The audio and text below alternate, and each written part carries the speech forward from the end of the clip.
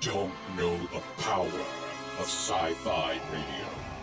This station is now the ultimate power in the universe. We would be honored if you would join us.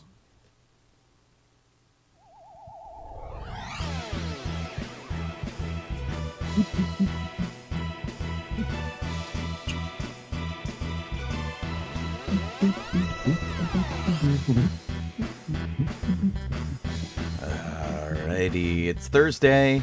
Can you believe it? Hey. Where did this week go? I don't know. I don't know either. Hey everybody, this is DB94 here on Sci-Fi.radio and on Twitch and YouTube and Facebook and wherever. Wherever. Even the robot agrees. I'm Sean Obi-Shawn Crosby. Just a little Donoho. Colleen Kaylee Crosby. And glad to be here, eh? Pretty good. I'm flying a little blind tonight. Colleen and I went Literally? to... Yeah, literally. Yeah, literally. we went to the eye doctor this afternoon, and as they always like to do, because my eyes are really, really weird, the doctor's like, oh, we should dilate your eyes. We should dilate your eyes. I'm like, yeah, okay, fine. And I thought we would be done by now, be kind of over. She's like, oh, it's just a couple hours. But I've never really found it to be a couple hours. It usually lasts me most of the evening. So I can't really see anything. My eyes are like giant shark eyes. There's like just big, dark, black pools of pupil. So apologies if I mess stuff up in advance. So just go easy on me. But on the plus side, Colleen is slated to get brand new glasses, which she's needed for a little while. So that's pretty epic. And my prescription hasn't really changed that much, so I'm just going to stick with the glasses I've got, I guess. Gotcha. And, But you're going to get some computer glasses. yeah, they want me to get glasses for the computer. Computer. So, we'll see how that goes. Right now, I just have like sunglasses just in case. I have the very stylish Mickey Disneyland key holder sunglasses, so I can like sort of dim things, but this doesn't really help all that much. Gotcha. Such So as let's it say is. hello to Linda, Kelly, Pat, and Sam, who Sam is listening from Hoth tonight. Oh.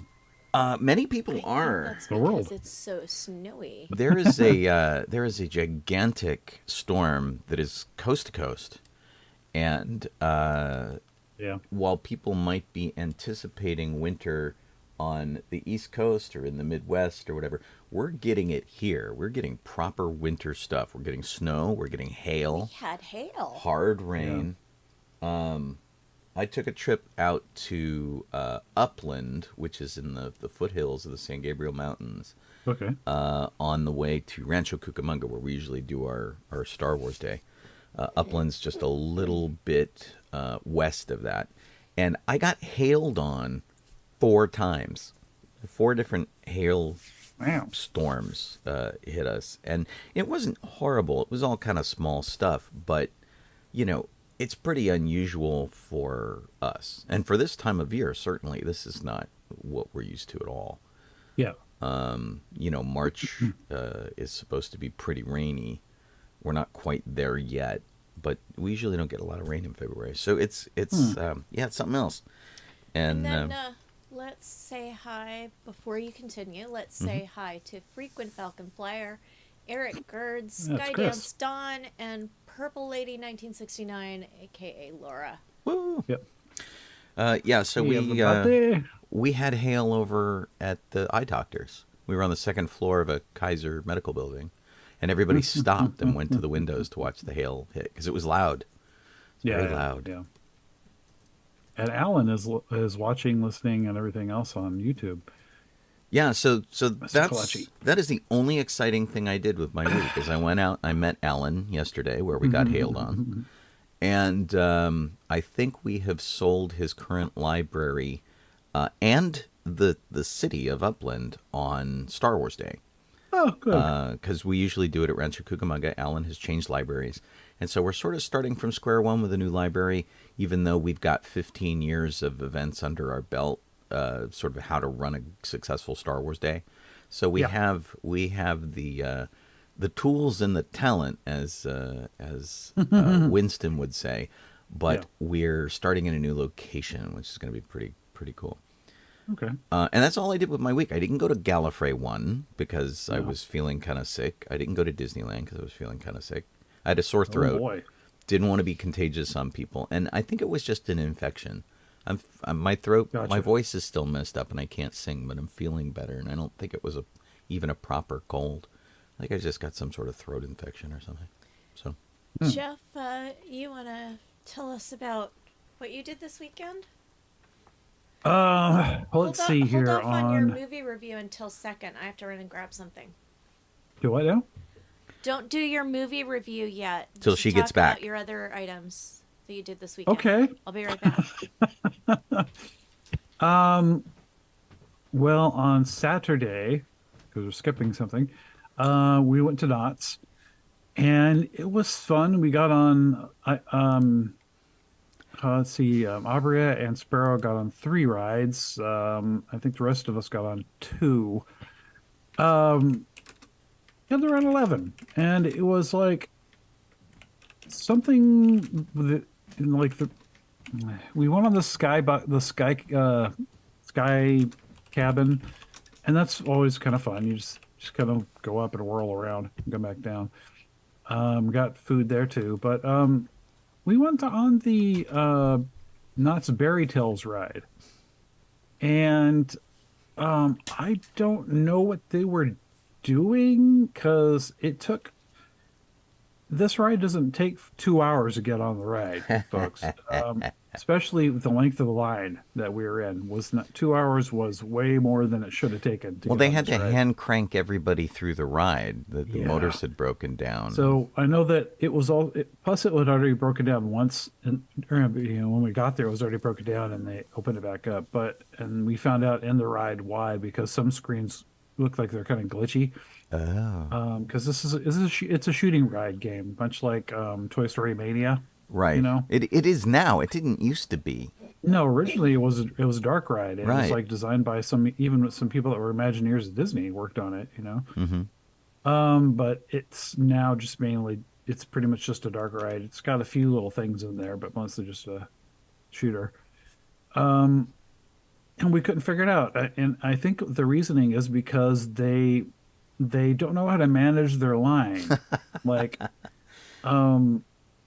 they had people coming that were renting wheelchairs and coming up the elevator for the wheelchair exit with 12 people with them. And it happened over and over again. It was just like people just kept coming up.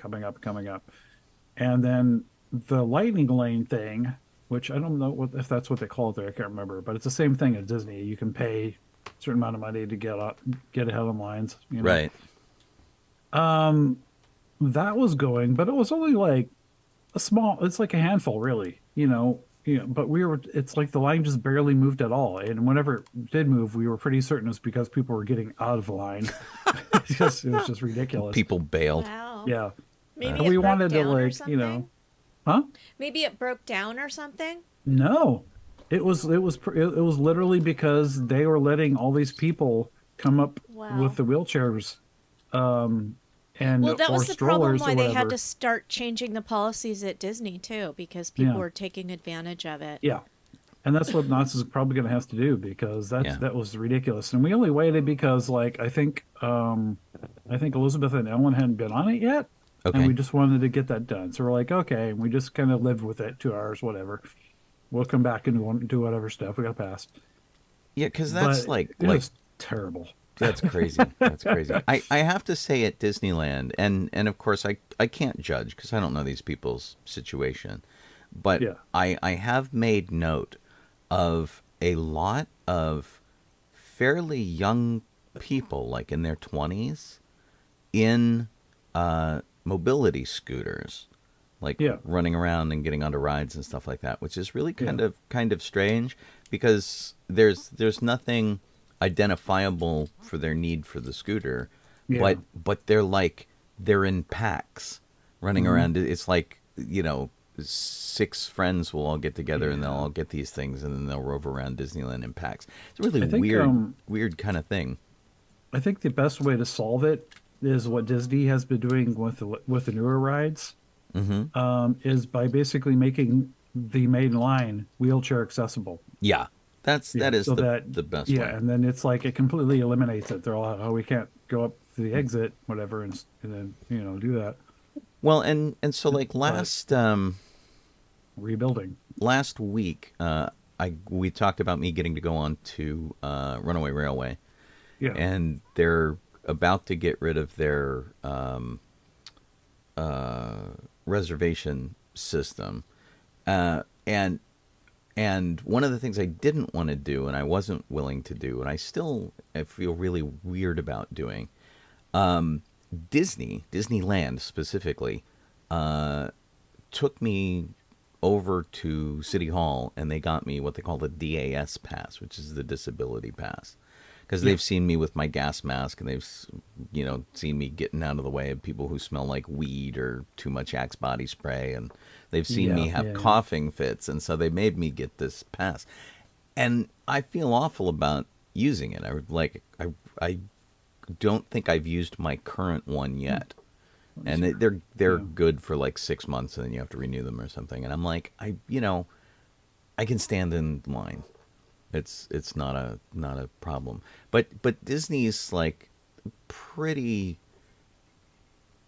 fluid at giving those things out, and that might be part of the backup problem at Disney with some of the things. Yeah, with Knott's, it's because that might be part, but it's just a lot of it's the archaic thing that they're doing. So what they, to be honest, what they need to do is follow the same route that Disney does. And probably, I don't know how much it would cost them, but they'd probably have to redo some rides can't take them. There's no way. For the bear ride, the Fairy Tales ride. Mm-hmm. When you go up, it's on the second floor, so to speak, and you have to go up the stairs to get there. But the stairs aren't very big, so I mean, to be honest, all they really need to do is say either reroute the line so that an elevator is used, to go there, or just build a ramp instead. But that's extra cost. But it would eliminate this completely. Well, and I mean, bringing everything into ADA compliance is pretty important. Yeah. So. Revisiting that from time to time is something everybody's got to do. And like at Disneyland, there are certain rides that you can't really do that. Like they take a lot of people in through the exit of rides in Fantasyland because it's the only way to get a wheelchair close enough to the ride car to get someone into it. Because the rides are narrow, the lines are narrow and compressed. And so like Peter Pan, no way. That's like, and in fact, Peter Pan is pretty dangerous anyway, because they've got these pirate ship things that you have to be able to get out of your wheelchair and get into the boat. And that involves climbing up and climbing down. The Runaway Railway actually really surprised me because they have big, wide open cars. And they have to warn you, because if you just walk straight into the car, you'll fall on your face, because there's like a 10-inch step to get down into the Runaway Railway car. Yeah. And it's not expected, and it's hard to see. And so they have to tell you every time. They're like, watch your step, watch your step, watch your step, which is really kind of interesting. So, other than that and the numerous posts on Facebook regarding that 2 hour situation, it was still fun being there. It was just, at least you got to do it. I couldn't be mad. I just had to make light of it the entire time, because what else am I going to do? That's funny. And let's see, that was Saturday, I think. Saturday or Sunday? I thought that was Saturday.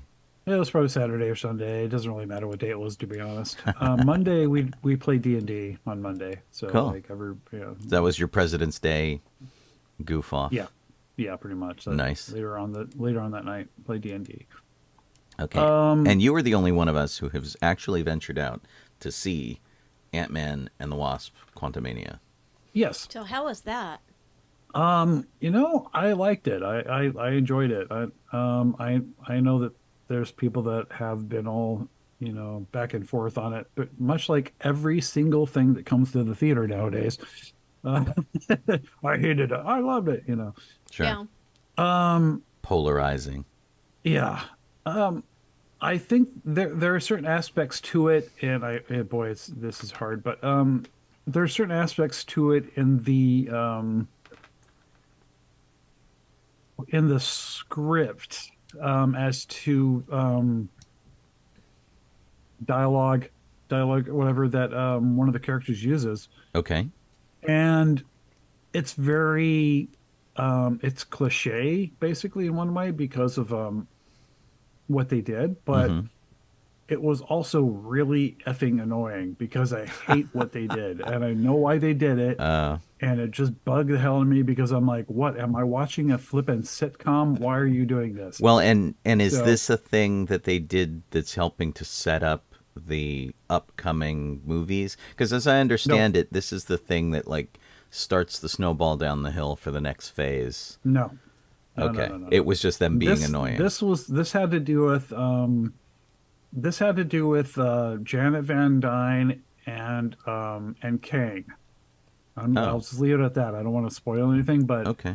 it has to do with her just with the way she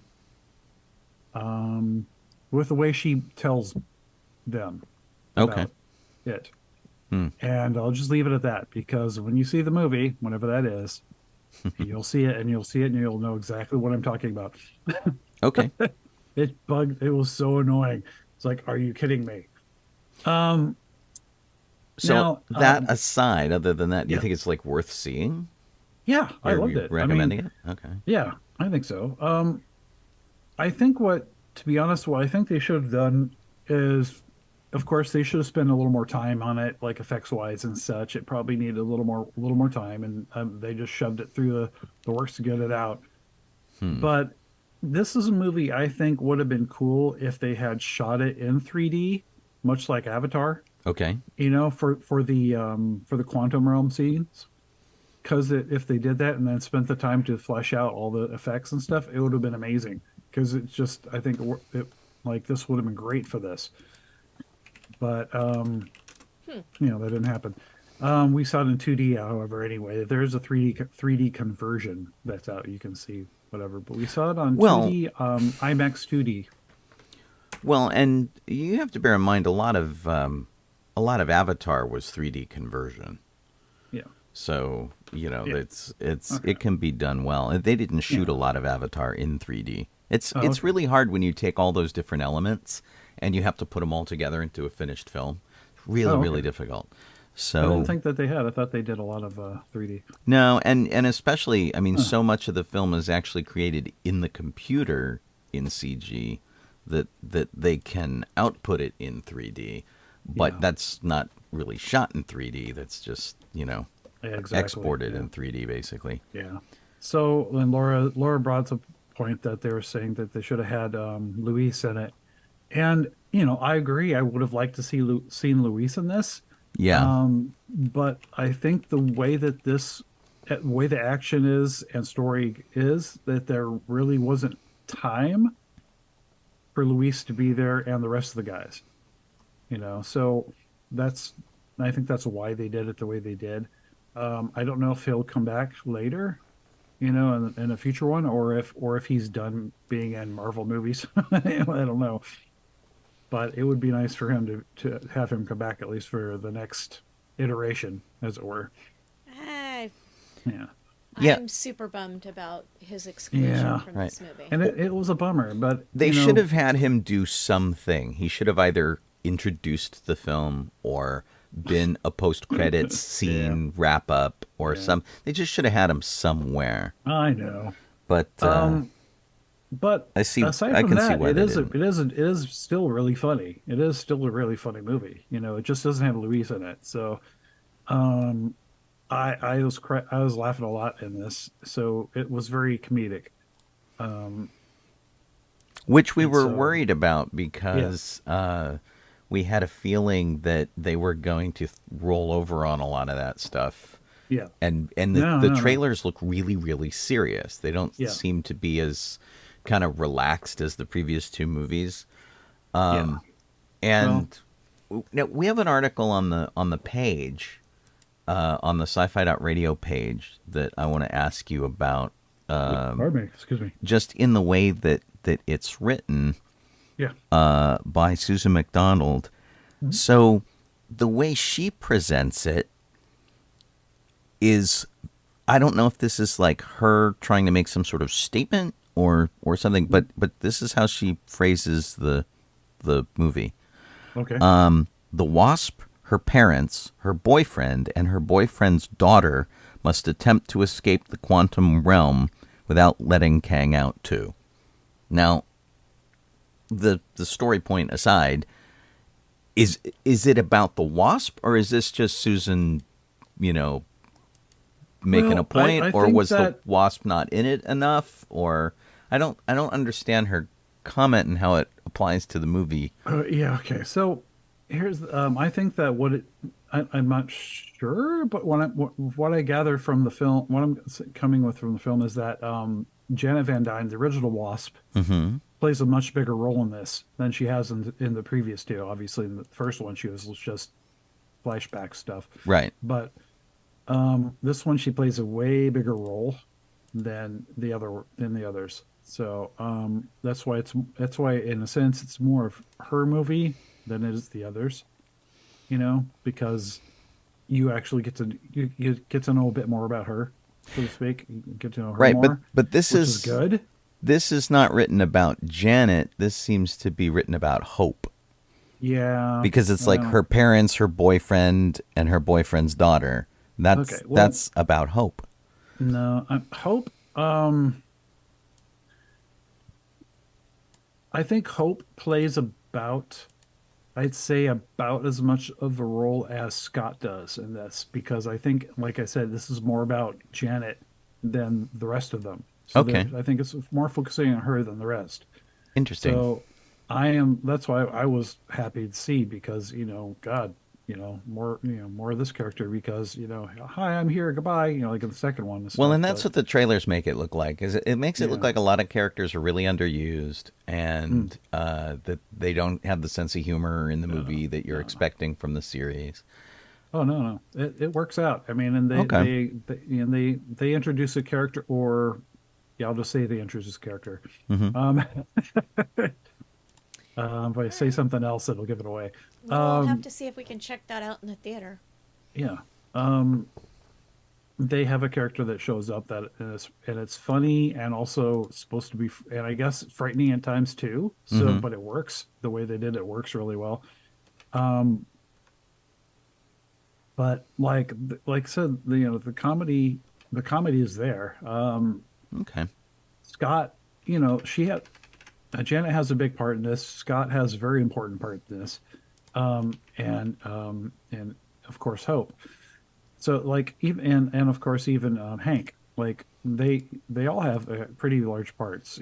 So I think Hank's is probably the most diminished, I guess, of the film. But yeah, it sort of makes sense. But it works anyway the way they did it. So okay. Yeah. Cool. Well, I enjoyed it. We'll try to check it out in a theater. This is the best review that's like actually kind of given us the information we need without spoiling the movie. So I appreciate it, because do my best. The trailers really just didn't help the movie at all. It just didn't.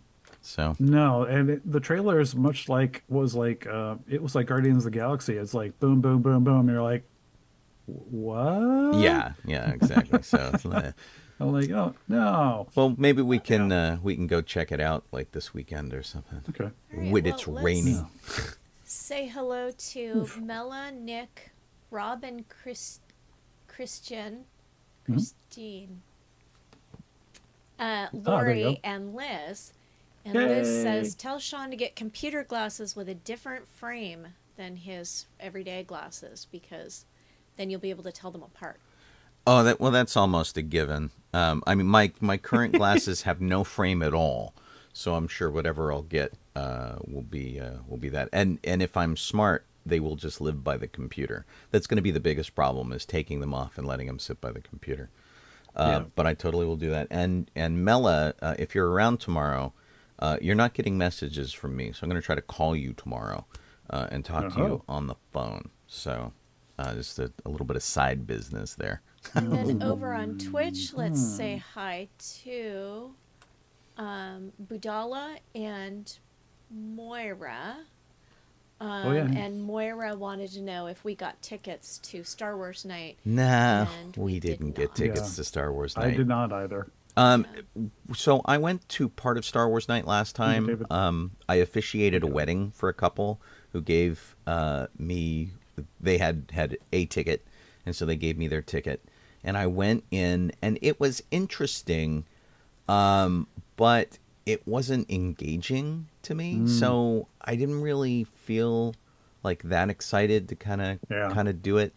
I feel, and so we did the original Star Wars Night at Disneyland, where they let the Rebel Legion and the 501st come be part of the parade, and they sort of, found a way to integrate us in there.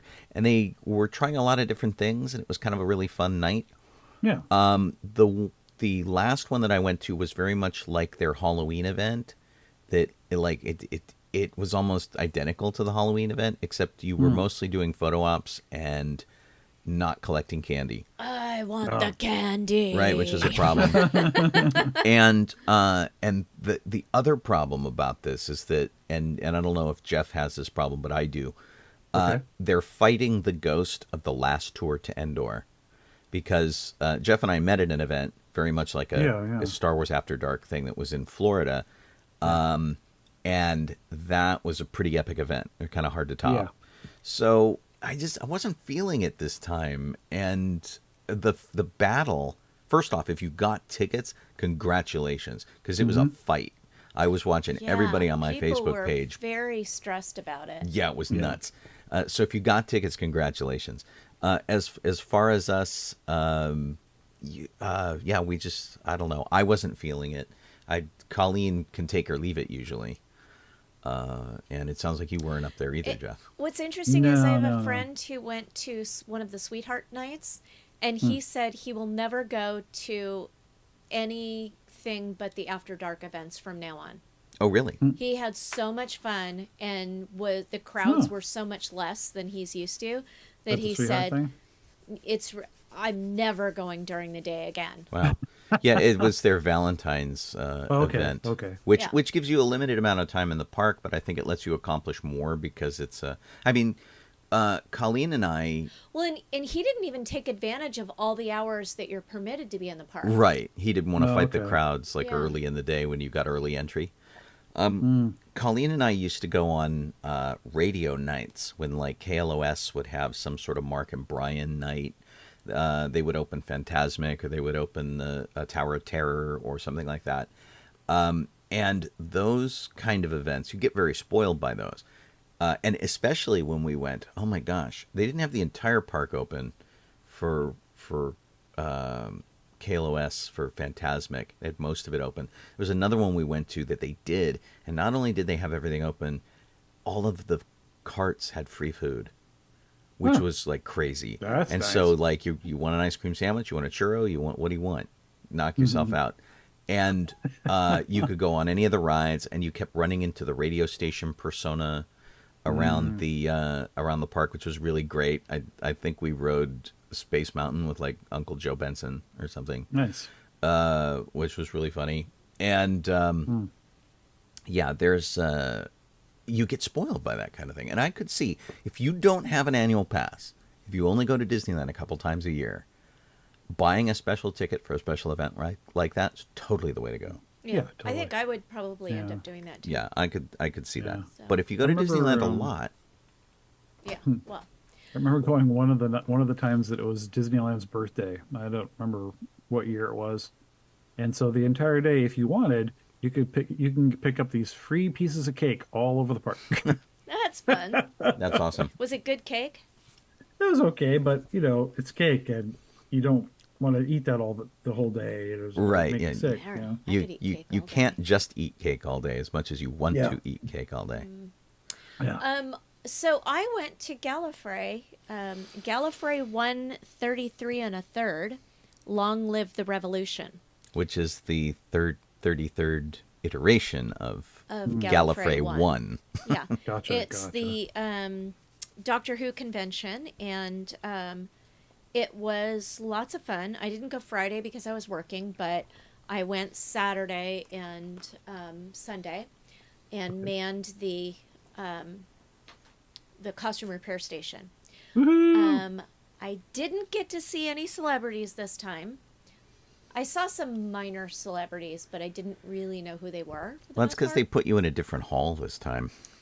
What's funny is they put us right by the front door, but usually we're in a back hallway, and the back hallway is where they walk all the celebrities through. Right, so past usually the green room and we stuff. watch the celebrities walk by our table, and since we were right up front, we didn't have that this time. Although, I was hoping that you would get to see Jodie Whittaker. I didn't, but Liz did. Oh, nice. I think it was Liz who said that Jodie Whittaker, like, came out of the elevator next to them or something like that.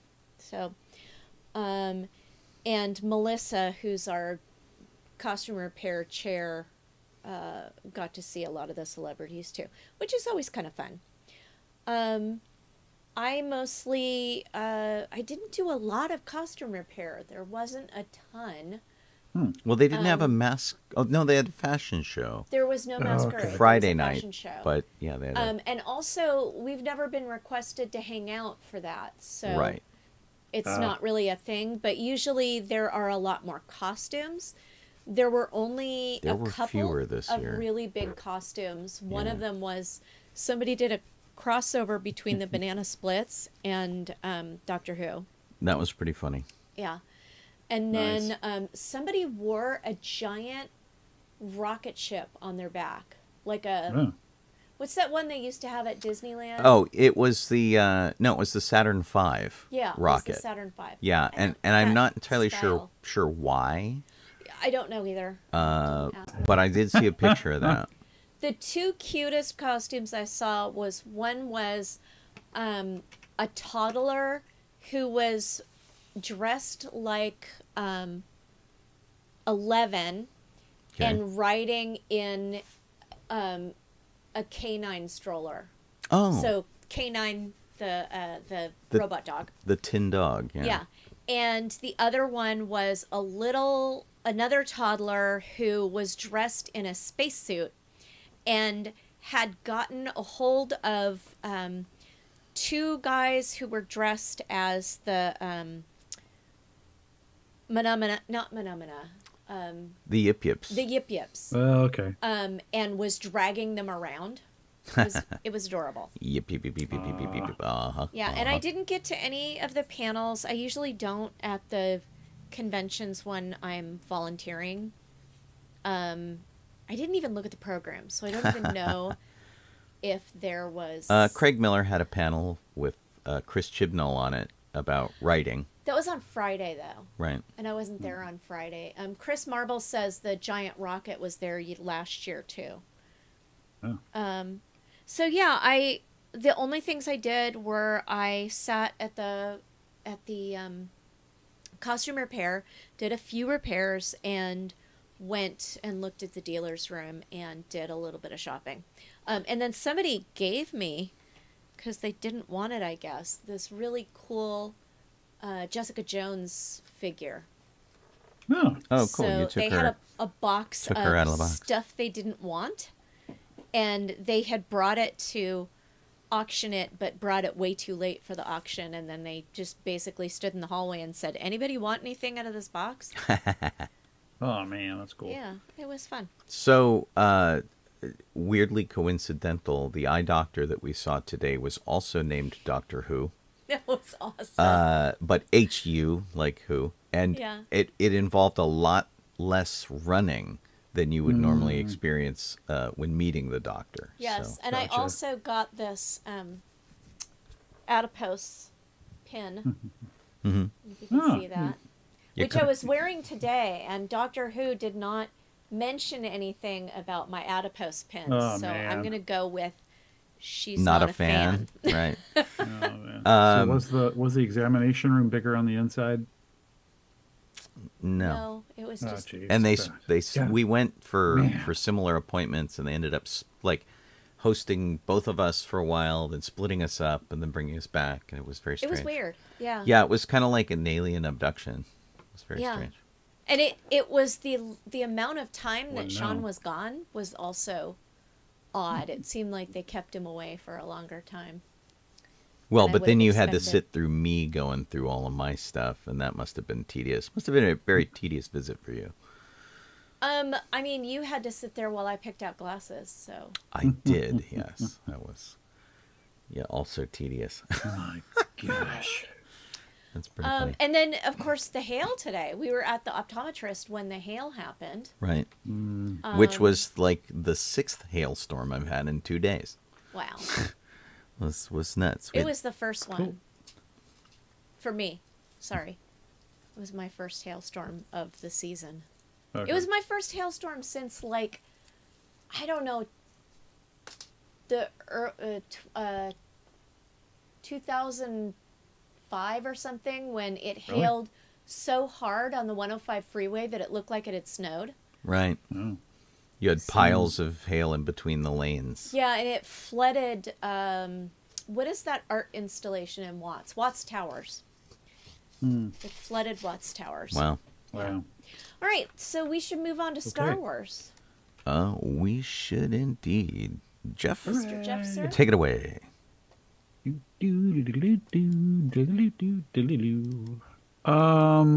Okay, so we'll start the birthdays off. We have February 22nd, 1938 is where Barry Dennen was born. He voiced King Ramses Dendup in the Clone Wars animated series. Now he is a legit actor, man. Yeah, He's got some boy. really interesting credits to his name. Yep. And games and other games too. So like even World of Warcraft for that matter. Look at that. But good gravy. He was the voice of the Chamberlain in the Dark Crystal. And Yeah. if you're a musical theater fan, he was Pontius Pilate in the movie Jesus Christ Superstar. Yeah. He's got all sorts of credits under his Maniacs belt. and Pirates of Darkwater. Anal Man. Good Yeah. grief. Even the Shadow Agent in Batman. By golly. Well, that's pretty good. A lot of voice acting. And he was Yeah. in the movie The Shadow as Someone who knows? I think he was the knife. Knife. Yeah, the Tulka. Oh yeah, the weird little yeah. Yeah, that's kind of strange. creature knife, as it were. Yeah, Yeah. interesting. That's pretty nifty. Yeah, so he's got a great great list of credits. Cool. Busy. Yeah. The second one was February 21st, 1939. That's when Al Lucatelli was born. Probably pronouncing that wrong. And he was the second unit art director on A New Hope, so Star Wars. But he's worked on as well. He's worked on an awful lot. He also worked on American Graffiti, to be one for one. But Battle Beyond the Sun, whatever that is. But In not Battle Beyond the Stars. yeah, the Sun. This old movie that it's MST's got it nowadays, but it's Voyage to the Prehistoric Planet. He was an art director. A lot of cool stuff. So That's pretty funny. yeah, Yeah, Pretty awesome. I do not know him. I'm like, yeah, exactly. his name And means then- nothing. Larry Drake. Okay, we know you Larry won't- Drake. We won't know his Star Wars thing unless you played The Force Unleashed. He played Kazdan Paratas in The Force Unleashed. And boy, I mean, if you watched L.A. Law or Darkman, wasn't he the Darkman. villain in Darkman? yes, yeah, Uh, and he was bad guy in Dr. Giggles. of Yeah, course, he other was things. he was Benny in L.A. Law, Yes. who was the developmentally disabled guy in their office. Yeah. and apparently he was in the Karate Kid as Yahoo #1. Yahoo #1. Oh man, I wish I'd want that as one of my credits right there. Yahoo #1. You just need to wander around in your Woody costume up until someone puts you in a movie. Yeah, Yahoo. And then our regular history, which is February 23rd, 1980. That's when Mark Hamill was on The Muppet Show. Yay. Mark Hamill was on The Muppet Show with his cousin, Luke Skywalker. Yes. And Gonzo as Darth Vader. One of the best reveals ever on Pigs in Space, when he comes out as Darth Vader and then turns sideways. Yes. And you see his nose. That's awesome. February 20th, 1981. That's when George completed the first draft for Revenge of the Jedi, long before they changed the name. Mm-hmm. We have February 22nd, 2012. That's when Jedi: The Dark Side comic book was published, featuring a young Qui-Gon Jinn. Okay. Sweet. And there you go. Dun-da-da. Liam Neeson spoke about all of the Star Wars spin-offs. And no one cares. Well, his point is that he thinks all of the Star Wars spin-offs are diluting the Star Wars. Yeah. And that's diluting with a T, not diluting. But it depends on your point of view, really. Disney's already announced, I think we talked about this last week, that they're going to maybe roll back a little bit on Star Wars and not release so much stuff. I don't think that's necessarily a bad thing, but I'm pretty sure that Liam Neeson had nothing to do with their decision. Right. Boy. Jon Favreau says that Mandalorian season 4, not season floor, is already written. It's season floor if you're drunk. Right. That's where you put like the garlic pepper, powder. And, I don't know. And the big announcement for Star Wars was sort of snuck in an article about something else. For people who pay attention. Yes, the next Star Wars celebration will be in 2025. Good gravy. No location given yet. Yeah, No. there's Star Wars Celebration is in London this year, in April, and then nothing in 2024, and then it'll be back in 2025. But will it be in the United States, or will it be in Europe, or even Japan? It'll probably be in Anaheim, but I'm glad they're waiting. Yeah, Anaheim and Orlando are the highest choices.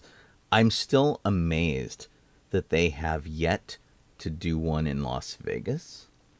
That just sort of seems like horrible. I don't think it would be great, but it would be a no-brainer to do it. That's and, where Star Trek holds their big convention. That's probably why. Maybe. And so we'll have to see. I don't think Chicago was highly reviewed. I don't think a lot of people felt really good about Chicago. So we'll have to see. And but yeah, they haven't said where it's going to be yet, and that'll be the question. But honestly, keeping it next to a Disney park makes perfect sense to me. I think. Yeah, it does. And also the thing that you were talking about a couple years ago, I guess, Sean, that you were predicting that they were going to do D23 every other year and do Star Wars on the years that they don't do D23. Yeah. This would slide right into that schedule. Yeah. I'm actually surprised that they haven't started a Marvel convention to do the same thing. And because I figured if they did that, they could keep like a multi-year rotation and just do, Marvel, Disney, Star Wars, Marvel, Disney, Star Wars. Yeah. So we'll see. But yeah, I feel like they should alternate these things, and giving us a break as fans in between these things, that's not a bad thing. People want to make new costumes, and who's got money to do this every year? Oh my gosh. geez. People who are not us. Right. I mean, a lot of people are not going to Europe to do celebration there because it's so expensive. Although Shauna Chirpsick just said she's going to do the masquerade contest. Yeah, she's one of the judges. Yeah, she's a judge, and so of course they're covering her her travel, and if you can get your travel covered, that's amazing. Well, but, she's also already in Europe. Right. Well, right now, So. she is. So. Yeah. And I think that if you have that kind of money, that's awesome. But most fans are kind of poor, and it's not like Disney/Lucasfilm doesn't have a direct line to your wallet anyway. They put out so much stuff. Yeah. So yeah, getting a chance to recuperate and rejuvenate your bank account. Not a I bad hope thing. so. Jeez. Yeah. And also, it gets old, and for the fan groups, it's particularly hard because the fan groups are expected to build things. Right. Well, and that's a reason, and we will know where it's going to be at the end of a celebration in London. Oh yeah, they'll announce it. Yeah, and that'll give you the time to build stuff, because whoever is the local fan group, they become responsible for that. right. Yeah. So yeah, And it's actually going to be difficult if that's always going to be Los Angeles. I suppose it could be difficult in one way because you always have to come up with something new, but easier if you knew you were doing it every year. You could store some of the props, just keep them and bring them out again later. right. Yeah. Boring in the long run, though. Moving on to theme parks, we were just speaking about about the Star Wars After Dark night. Yeah. Disney released information on both Star Wars After Dark and Throwback After Dark. I guess it's called Disneyland After Dark Throwback Night and Disneyland After Dark Star Wars Night. So those are both happening this spring. And so Throwback Night is basically they're doing a 50s, 60s vibe. Oh, like a Dapper Day-ish sort of thing. Sort of, yeah. And so the music and entertainment will be from that time period. All the characters will have retro outfits in it. That could be fun. It says the fireworks are going to give a nod to the 1957 fireworks that they had when they started doing that. So it'll just be plain fireworks. Right. No projections. No projections, and the fireworks will be like small, and they won't be. Maybe a little music. Yeah, they'll just be the one pop firework instead of the craziness they do now. Do the twist, things. mashed potato, and bunny hop your way to dance parties around Disneyland Park with bands and DJs inspired by the era. Sounds like grad night. Right? Yeah. It's grad night reunion. Treats inspired by the park's early days made once again just for this event. Oh, Nice. That's a bummer to miss. Right. Vintage photo backdrops of attractions like the Skyway or Autopia. And scenes from early Disney films through PhotoPass. It says, enjoy after-hours access to iconic Disneyland attractions like Peter Pan, Pirates, and Jungle Cruise. Pre-party mix-in admission starting at 6 p.m. And so that's their vintage throwback party. That's cool. Could be fun. Yeah. It sounds more interesting than the Star Wars one. But of course, we could be pretty jaded by this. So they're going to do Star Wars Celebrate the Night fireworks. Phasma and her stormtroopers do a march. Tusken Raiders and Jawas. So it sounds like they're gonna have more aliens running around, which they did last time. You could go take a picture with Jawas or Tusken Raiders or whatever. lightsaber instructional demo, which is like the Jedi Training Academy. Yeah. More photo backdrops, themed snacks like galactic churros, and the pre-party mix-in. Yeah. So I'm less inspired by the Star Wars one, but the throwback one sounds kind of fun because it sort of makes me think of 1955 Day and that kind of thing. So Yeah. That sounds pretty cool, actually. Okay. So Pixar Piers retheme to San Francisco Square is coming this summer at DCA. And they had some images that they posted let me go call of those the up bridge. here. You gonna share that? Yes, only if it cooperates.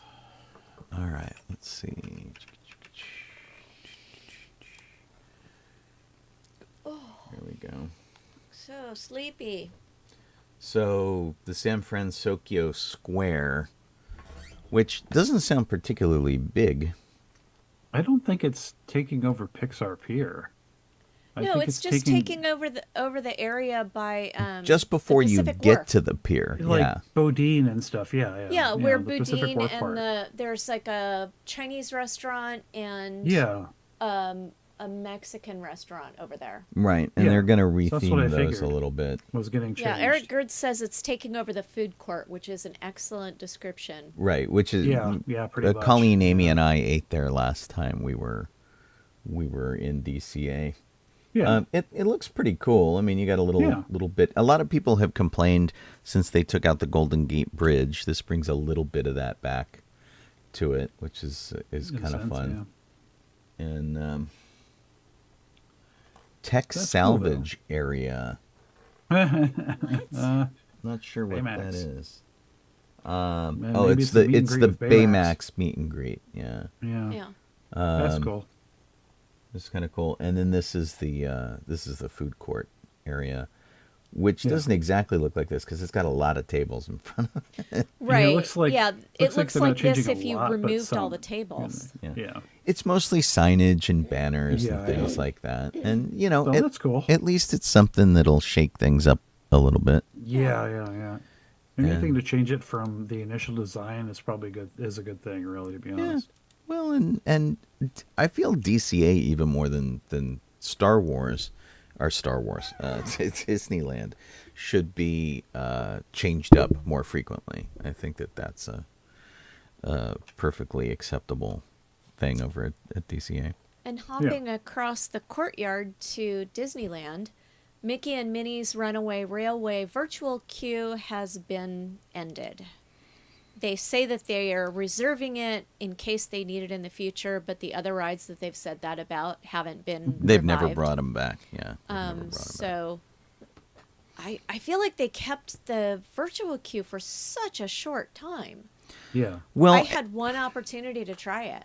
and let me say though, Meaning try the virtual queue, not that I've ever been on the ride. yeah. Because I didn't. And the virtual queue seemed underutilized in terms of the amount of people they were letting on. Because when I did it, the line was largely empty, and it didn't even take you through the entire line. They blocked off huge portions of it that you didn't get to go to, like going to look at some of the various costumes inside the theater and stuff. You couldn't get to them because they had blocked off those portions of it. But I guess with the app and being able to take a look at what the time is for the rides and things like that, you might be able to find a reasonable wait time to get in on the ride. Yeah. We'll have to see. Next time I go, I didn't go this week, but when I go next week, I guess I'll take a look and see how that seems to be playing out. Right. Gotcha. Popping back over to Disney California Adventure, some idiots Oh, over these on TikTok, morons. What's wrong TikTok with have these been people? Yeah. fastening their seatbelts improperly on Guardian's drop tower Intentionally. so that they can get more hang time in the air Yeah. and endangering everybody. Right. And Yeah. so they had to install signage that if you don't keep your seatbelt securely fastened and tight against the waist, you can be removed from the park. Right. They And will hopefully kick you they out. get a ban for that, Yeah. because that's the only thing that's going to keep people from doing that. Yeah. Jeez Louise. I mean, the ride's exciting enough. Yeah. Pushing against the, against the seat belt, it doesn't really get you anything. It's people just like to do stupid things and promote stupid things. Well, and Yeah. it's also, this ride does such a jerky up and down motion that you could get seriously hurt doing that. Well, and it's not like the Tower of Terror, which takes you like all the way up to the thing and then throws you all the way down. Yeah. Colleen sort of likens it to the car wreck attraction, where it like bounces you up a floor and it bounces you around, and then they take you to another floor and it bounces you down and up, and you're up and down all over the place. And they were even doing that with Twilight Zone Tower of Terror when it was Tower of Terror, where they just put you like all over the building, and if you were lucky, you got one long drop. So I remember being at Magic Mountain, and they had a thing that was essentially the same thing. They took you up in a car with like, 8 or 10 people fall? in it. Yeah. And they would push you out to the edge, and they would drop you down, and you would fall, and then you would, the track would catch you, and you would end up on your back, and then they'd let you out. And people used to like hang pennies there, and like, because the penny would just sort of sit there and float, which was kind of interesting. And then of course it would hit you as you ended your ride. People have always been trying to do some sort of weird thing on rides like that. I just think this is moronic, and just a little bit. I have no qualms about kicking these people out of the park. Yeah. Yeah.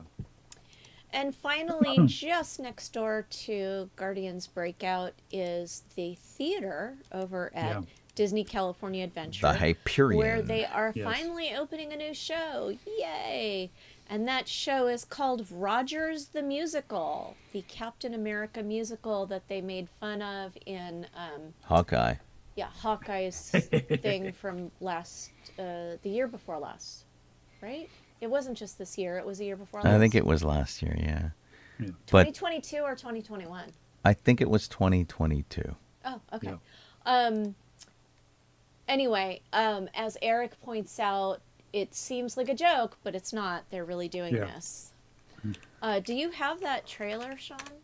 I don't know if the trailer is in this link. Oh, the thing for let me take a look. No, Colleen wins. It was the end of 2021. Oh, okay. Let this me doesn't have a trailer. See, I thought it had a link to the TikTok thing. Oh, it does. You're right. Here it is. I got went it. by So, too fast. let me bring this over here. It's complicated. And let me boost this up. Hello. They always gotta make it so complicated. Stop it. Da-da-da. Da-da-da.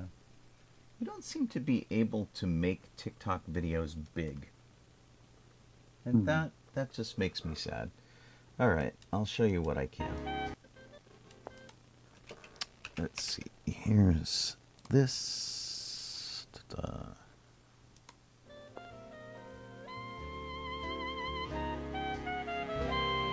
Okay.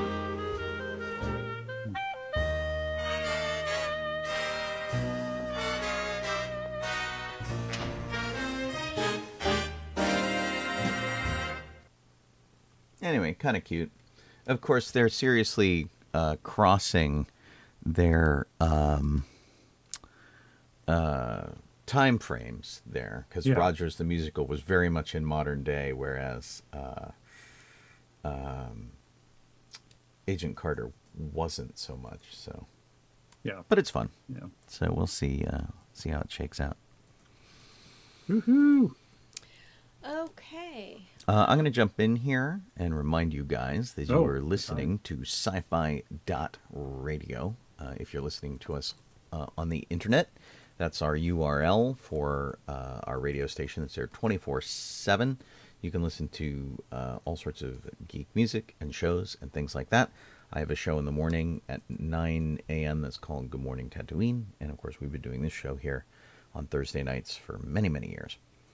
You could be watching us on YouTube or on Facebook or on Twitch. Any of those places, if there's some way to like or follow or something like that, please do. We're always grateful when you do. And that's how we know that you have been around. Yay! Very cool.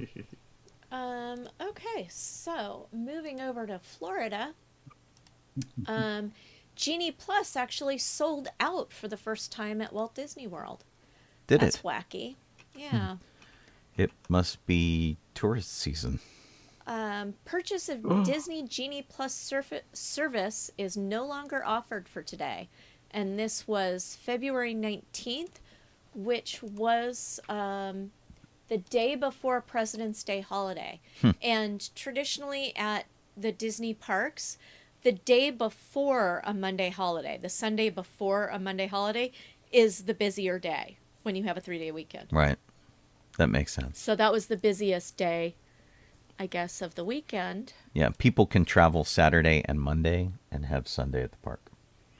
Yeah. And apparently it was at all of the parks. Well, that's Yeah. cool. So Crazy. interesting. Hope you didn't get stuck in a big mass of people. If you went. Yeah. And then there is an update for Walt Disney World that talks about changes that they're making to bring more value and flexibility to your visits. When you go to a Disney Resort hotel, they're going to offer complimentary self-parking. I'm not sure why we have this article, though, because it's from January. Oh. Well, it's nothing we talked about. True. So Although we did talk about them relaxing the annual pass holder. Yeah. Yeah. So as of reservations. January 10th, they had complimentary self-parking at the Disney Resort Hotel. They had the annual passes will be relaxed to 2 p.m. and attraction photo downloads will be included with Disney Genie Plus service. Okay.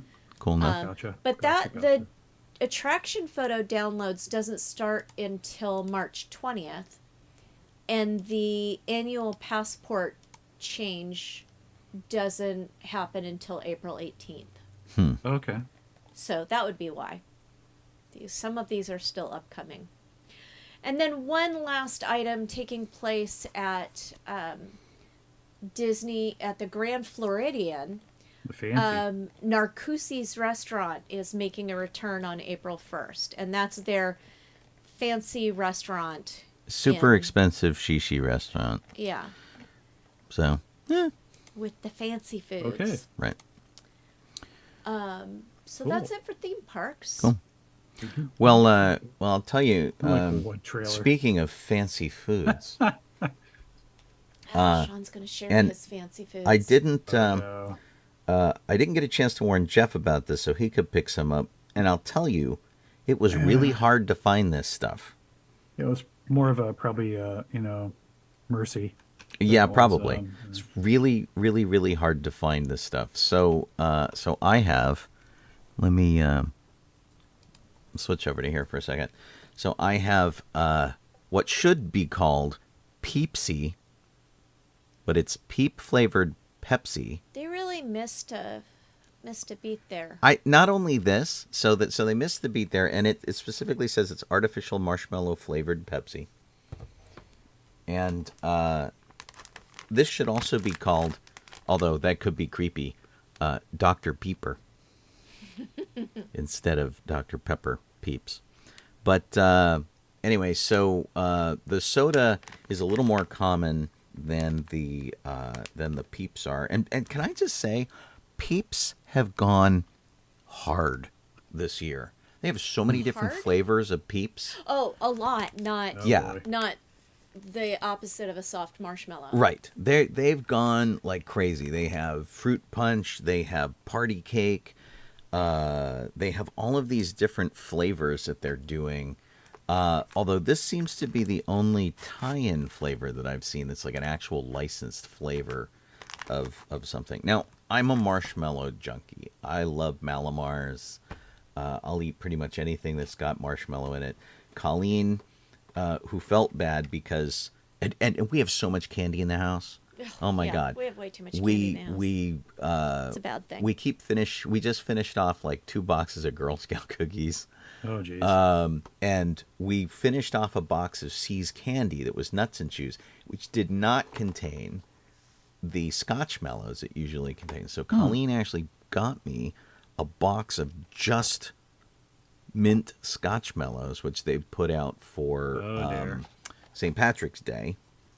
Gotcha. So I love marshmallows. And Yeah. I eat So them do I every get to chance. try one of the gross marshmallow peeps? You totally do. I have to. Sorry, Jeff. I have to open the I package here. do not like Peeps at all. And so obviously it is a marshmallow with Dr. Pepper flavored Why? Why? sugar on it.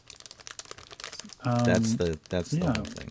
We were at the Brea Mall on Monday in the morning, and went to and they were Girl Scouts had like a booth.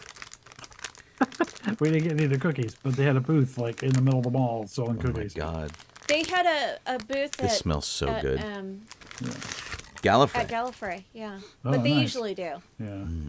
I And I then can we, smell these like just After opening. going there, because it was pretty much to hang out for Rosella because of early birthday stuff, and then we went down to the Black Bear Diner, whatever, and had some food there afterwards. So that was fun. Anyway, you're Okay. about to eat some nasty Peeps. I like Peeps. Peeps are not nasty. Oh boy! Yeah. It But the- does smell vaguely of Dr. Pepper. Dr. Pepper. But the Peep cereal, don't ever eat the Peep cereal. It's disgusting. That is gross. Is there some magical way you're supposed to eat Peeps? No, you just put it in your mouth. You just eat the nasty things. And, These are chicks instead of I bit his little head Bunnies. off.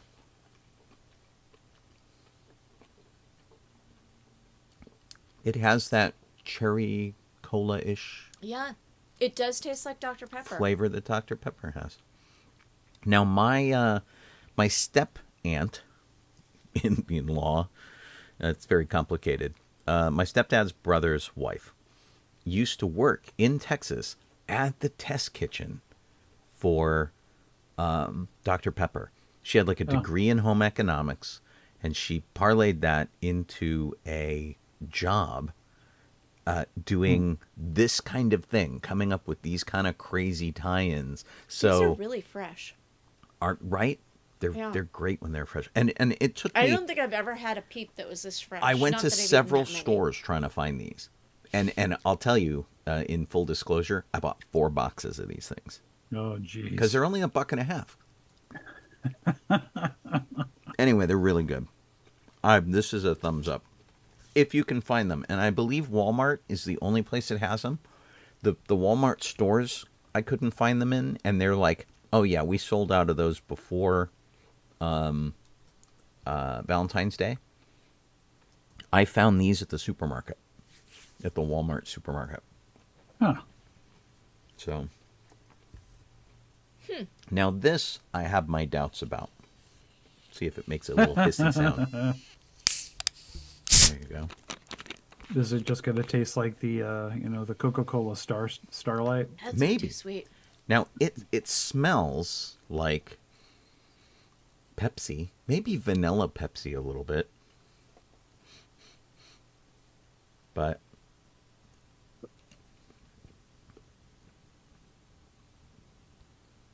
Oh dear. it's really sweet. Yeah. Sounds like It's it. extremely sweet. But it kind of tastes like marshmallow. Everyone's comments on Facebook. Okay. I would say that this is okay to drink if you're not having anything else. If you're not having food, if it's like a standalone thing, it's kind of okay. Did you want to try this, Colleen? It's kind of okay. Okay, she's pretty. That's not good. I'll say that it's I'm weird. gonna hate it. Yeah, So you guys know. Colleen's not a soda person either. You have man. water. Smells gross. Right? Smells gross. Yeah. I mean, does it even taste anything like Peeps at all? Yeah, To you, Sean? it does. Okay. It does. But you have to bear in mind that half of the Colleen's making a face. Well, she's going back for a second sip.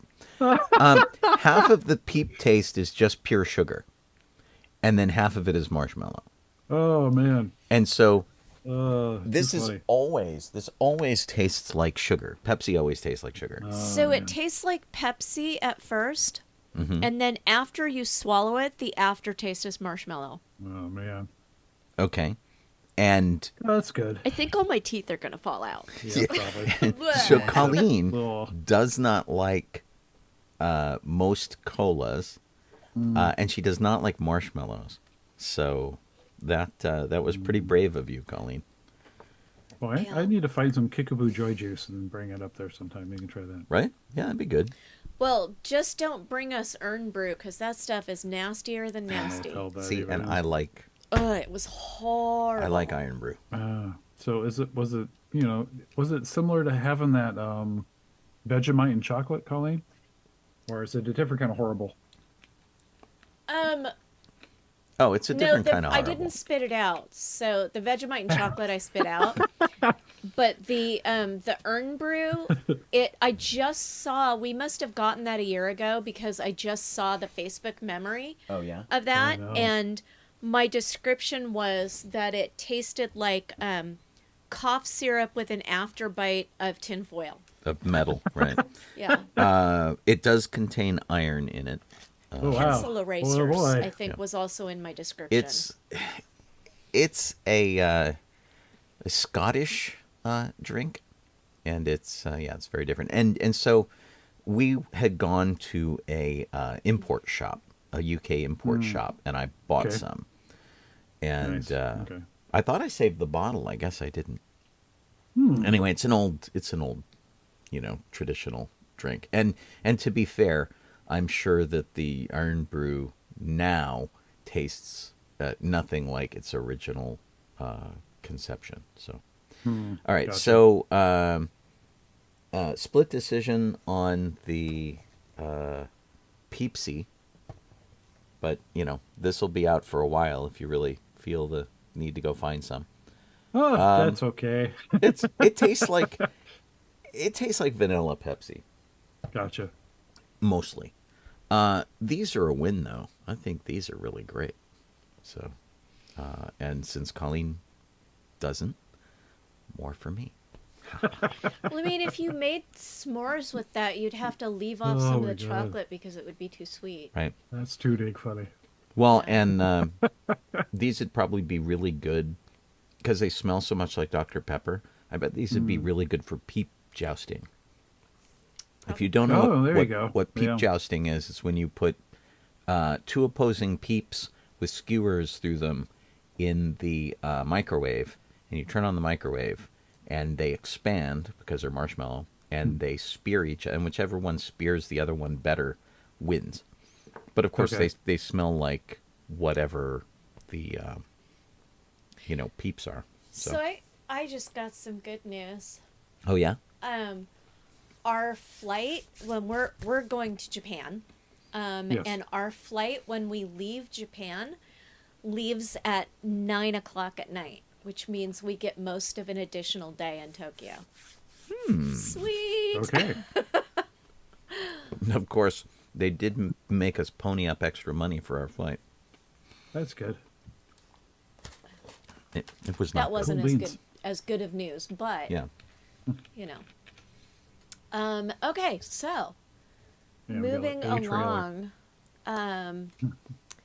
So coming to theaters tomorrow is a movie that I thought was a joke when I first Yeah, heard about it, but it is yeah. actually a movie Yeah. called Cocaine Bear. Uh-huh. And watching the trailer, it is exactly what you would expect Cocaine Bear to be, in that a bear gets into some cocaine and like eats a whole bunch of people. Yeah, we covered the trailer way back when it first came out. Did we? Oh, we did. Okay. Yeah. I don't that's- even. I don't even remember. I asked Sean about that, and he said he didn't think so. No, So- I mean I knew about the movie, but I didn't know that we covered the Yeah, the trailer. that's what I asked you just Yeah. before the show. Yeah. Okay. So, Sean, in all your sugared glory, Right. take All right. the next section on. Yeah. So we did lose a few people this week, sadly. Actress Stella Stevens passed away at the age of 84. She was in The Nutty Professor. She was in the Poseidon Adventure. She was, Ernest Borgnine's wife. She did all sorts of stuff. And so she was, she kind of started as, hot chick du jour and then worked her way into, legitimate stuff. And maybe most interestingly, she was in the Matt Helm spoof called The Silencers, which was pretty cool. So she had a pretty good career. And I thought actually she was pretty great in the Poseidon Adventure, but that's me. Anyway, passed away at the age of 84. James Flynn passed away, and if you've been following the various awards shows these days, you know that his film, The Banshees of Inisherin, has been up for all sorts of awards, and he was co-producer on that film, and it's got 9 Oscar nominations currently for the upcoming Academy Awards, and he passed away at the age of 57, which is kind of a huge surprise to everyone. Nobody knows what he's passed away from. They haven't alerted us to that. And so it's kind of very sudden and strange and unfortunate as the whole awards season comes to its culmination, where his film was doing really terrific. Richard Belzer passed away at the age of 78. He was a stand-up comedian. He was in the movie The Groob Tube, and he's probably best known as Detective Munch on Homicide: Life on the Street and Law and Order SVU, and 8 other shows. He's made a career of being this one guy. He's really crazy, and I used to see him on the comedy circuit, and he's really in your face and super abrasive, and his friend Bill Sheft, who's a writer, reported his last words, and I can't say them on the air. Basically, his last words were like, "F you, mother effer." He died as he lived. Pretty crazy. He was the audience warm-up guy for Saturday Night Live in the early days, just to kind of show you, his level of comedy. But anyway, kind of sad to hear about it. He also had a weird secondary career writing books about conspiracy theories. That was kind of strange, very bizarre. Gerald Fried, Emmy-winning composer for Roots. If you remember the miniseries Roots, he did episodic music for Gilligan's Island, and probably best known for episodic music for Star Trek, where he wrote the famous Star Trek fight scene music. That's da da da da da da da da da da. That was him. He passed away just this past week, and you like grew up listening to his music. But he graduated from Juilliard in the 50s, fell in with Stanley Kubrick, started working with Kubrick, and did music for some of his movies, and that led to the rest of the entertainment industry. Very prolific, very busy guy. And then we lost Barbara Bosson, who was an actor on Hill Street Blues. She was Farillo's wife, Faye, on that show. She was 83 years old. She was married to Stephen Bochco, as I recall. And I'm looking for confirmation here in this article, but I don't know, I don't see it. But she was in Hooperman, if you remember the show Hooperman, Cop Rock, and I think she was the mom in The Last Starfighter.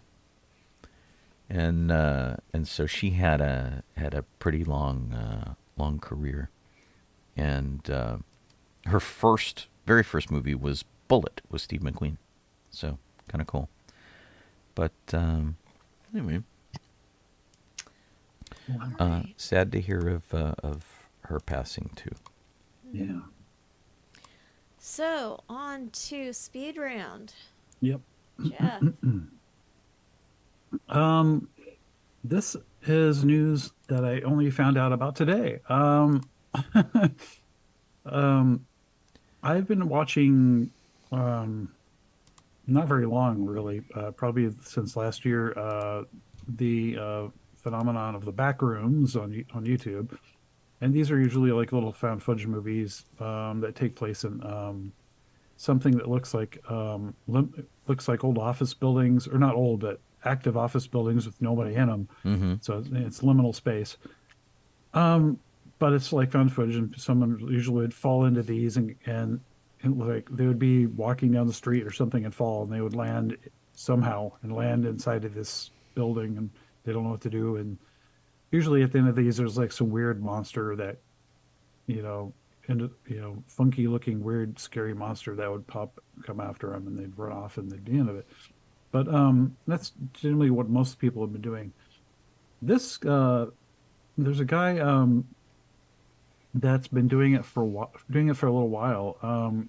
His username is Kane Pixels, and he's pretty much one of the main one that most of these other folks have been taking off of. And his real name is Kane Parsons. He's 17, and his series on YouTube has gotten like over like 2 million, or his channel or whatever, getting over like 2 million people to subscribe for it and such. And what ended up being, I think it started out as like creepy memes or something like that way back when, and then he decided to make his own videos, which are basically computer generated. So, but what's happening is that A24 with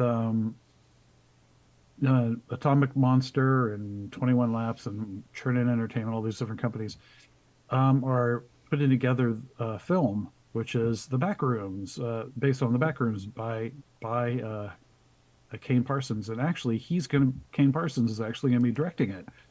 It has a different writer, but Kane is actually working with the writer back and forth. So, because I think Kane's going to be rather busy directing. Different setup too. Apparently, I don't know if they cover any of this article, but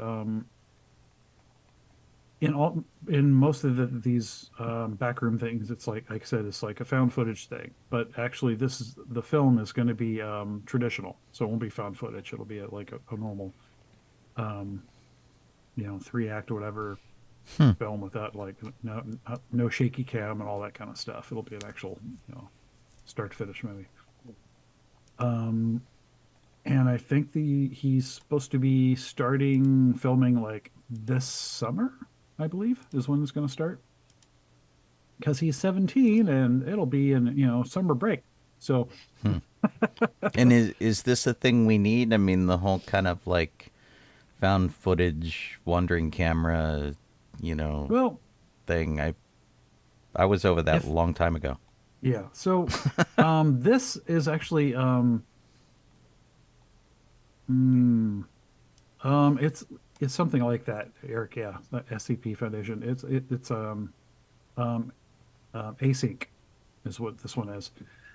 Um, and he does it in such a way that like the first one that he put out, or first couple he put out, had the same sort of thing, but there were certain elements that he put into the storyline of these videos, and and that expanded it. And then future videos that he did weren't necessarily just this; they weren't really the same thing. It was like expanding the storyline of what's going on here and why is this, what are the back rooms, where are they and such. And it doesn't really flat out tell you, so to speak, in so many words, but um, it has to do with the back rooms being another dimension of sorts.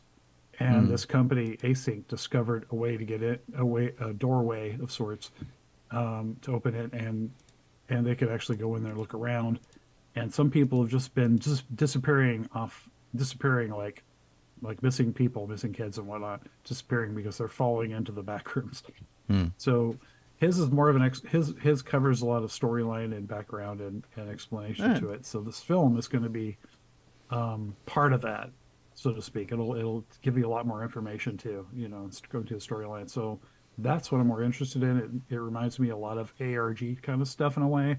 So I mean his stuff, his videos. So All right. Well, I'll have I'm to looking check forward it to out. it. It's the idea sounds really similar to a lot of things I've already experienced. So Mm. it's not like striking me as particularly original, but maybe it's executed well.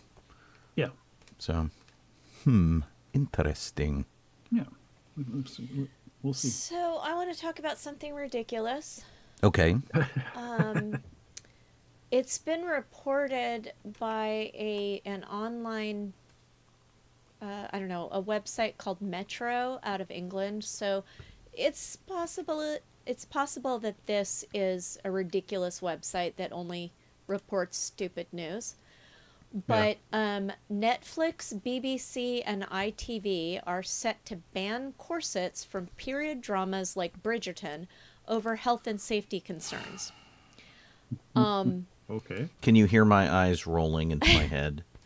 Yeah, they rolled so hard in my head that I fell over last night when I heard this.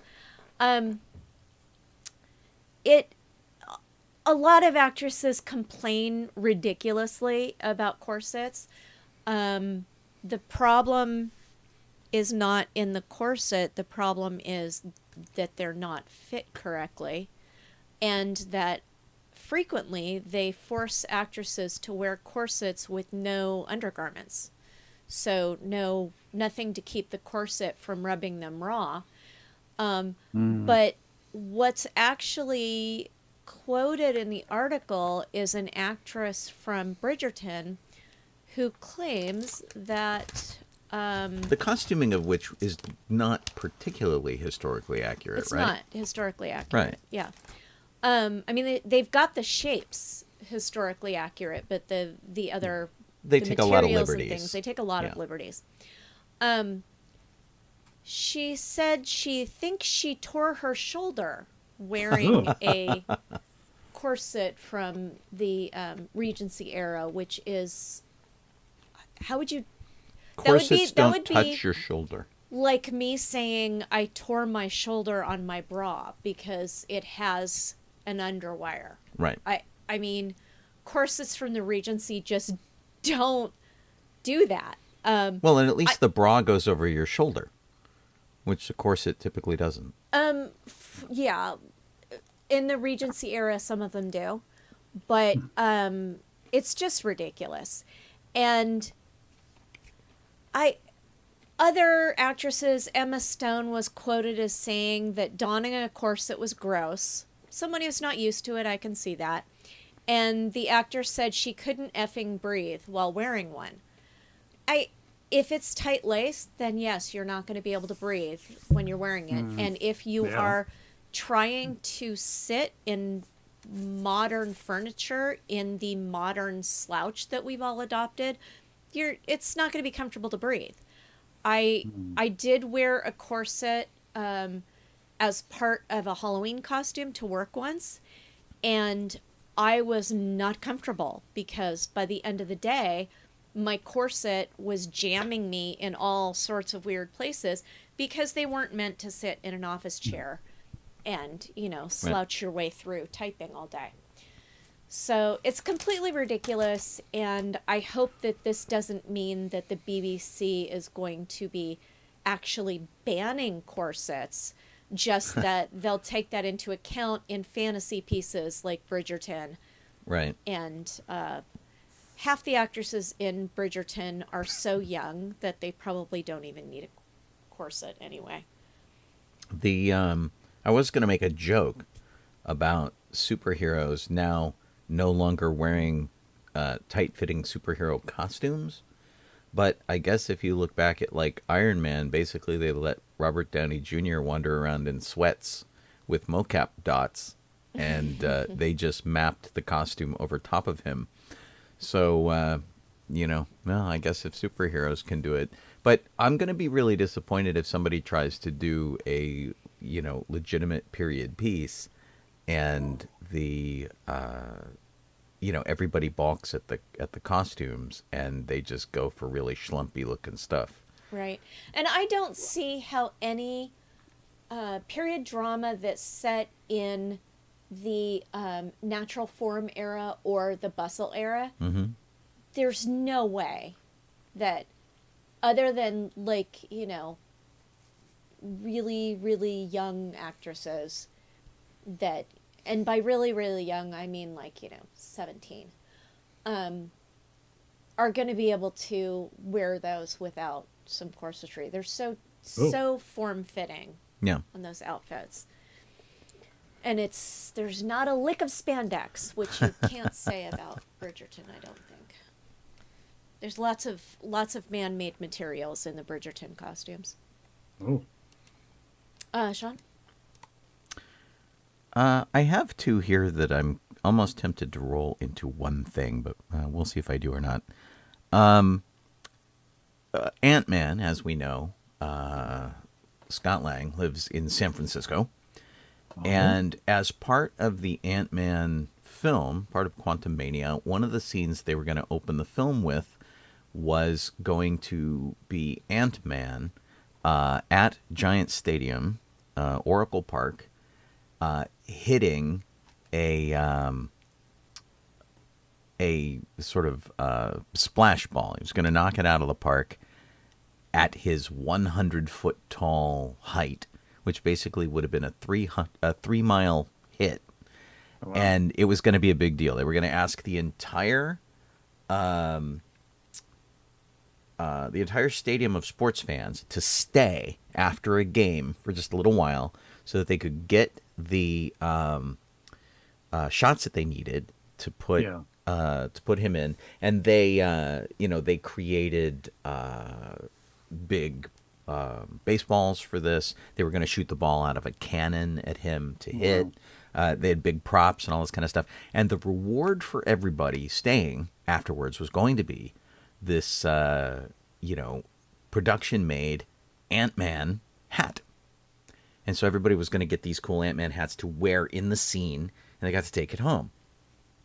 Well, apparently, all of them went missing. Oh, jeez. Which is kind of weird. But they were so far along in the production that they were gonna do it. But when they scrapped it, nobody knows what happens to these, and where they are, and nobody can find out what they look like. Which is pretty funny. And so there's this big mystery. They're trying to uncover what the heck, those might have been. SF Gate, the San Francisco news website, who reports on Disneyland frequently, have a whole bunch of designs up there for what they think the hats might have looked like. And they're fairly clever. But it sounds like it would have been a really, really kind of fun scene to do.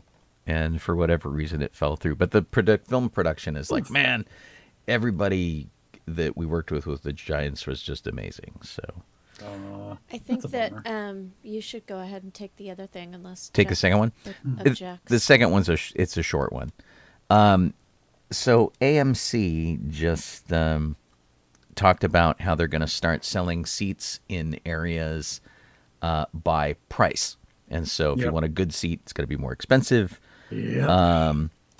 If you want a worse seat, it will be less money. They're kind of trying to soften the blow with some fun perks that you can buy. I think AMC, with the last Ghostbusters Afterlife movie, came out with a Ectomobile popcorn bucket, which you could order off their site for about $30, or you could get on site when you ordered your popcorn, and it sold like gangbusters. Everybody went nuts, and it was apparently a huge seller. And so now they have a LED illuminated Ant-Man helmet that the eyes light up. Again, it's $30, and you can eat popcorn out of Ant-Man's head. Okay. You flip open the top of the helmet, and you can do it. So it holds 130 ounces of popcorn, it says. And it is an officially licensed thing. They're not showing us anything beyond CG renderings, but it does come in a nice little presentation box if you're like a collector of that sort of thing. So expect to find these on eBay for $60 to $100. Yeah, probably. Real soon. Yeah, we were going to when we saw Ant-Man on Friday or Saturday, we that's where we went, was AMC, because David was in that program. You know, he had part of the program where you were, you know, the club, as it were. You get free tickets every now and then. And he stopped. He said, "Well, it's probably the last time we're going," and that's because of the exact thing you're talking about, the seats, where it's like, if you wanted a good seat whatever movie you're seeing, you had to pay extra money for it. And I thought that was really ridiculous. And like, oh, thanks. And so, I don't know. We'll see a movie somewhere else, probably. Yeah, it's kind of a real bummer that they're doing that. But AMC, so I'm on their website right now, and I'm kind of looking. They have all sorts of swag for all sorts of movies, like, that aren't even out anymore. You want Love and Thunder stuff? You want Top Gun Maverick, or the Batman? They've got, sunglasses and bobbleheads and pictures, and they really went to town on this store for their stuff. But yeah, they've been doing popcorn buckets. They did one for Wakanda Forever. They did one for Black Adam. One for Avatar. So, it's interesting. The helmet idea is kind of cool. I just want to know how it compares to the scale of an actual helmet. If it's, really that big. 130 ounces of popcorn seems like a lot, doesn't it? It does seem like a lot. Brother. Yeah. Jeff, it's your turn, right? Yeah. I lost track there for a minute. I was just talking about the thing. So Ernie Hudson, he was, I guess, on the Howard Stern show, and they're talking about his experiences with the original Ghostbusters film and subsequent films, and the fact that it's still kind of rankles him. It still rankles a little bit that like the all the production stuff that they put out, all the posters and everything, he wasn't on them.